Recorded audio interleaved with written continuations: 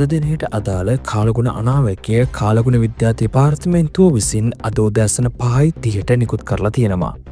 දෙවයිනේ බොහෝ ප්‍රදේශවලට සවස 1කින් පසු වැසි අපේක්ෂිත බව තමා එහි සඳහන් වන්නේ.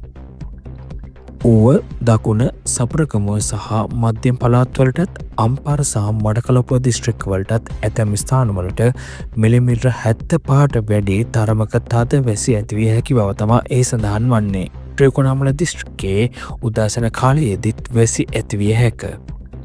බස්නාහිර දකුණ සබරකමුව සහ මධ්‍යම සහ ඌව පළාත්වලටත් අම්පාර දිස්ත්‍රික්කයේ ඇතම් ස්ථානවල අලුයම් කාලයේදී මීදුම් සජ තත්ත්වයක් ඇතිවිය හැකිය. ගිගුරුම් සහිත වැසි සමග ඇතිවිය හැකි තාවකාලික තද සුළං වලින් සහ අකුණු වලින් සිදුවන අනතුරු අවම කර ගැනීමට අවශ්‍ය පියවර ගන්නා ලෙස ජනතාවකින් කාලගුණ විද්‍යා දෙපාර්තමේන්තුව කාර්යාලයක ඉල්ලා සිටී.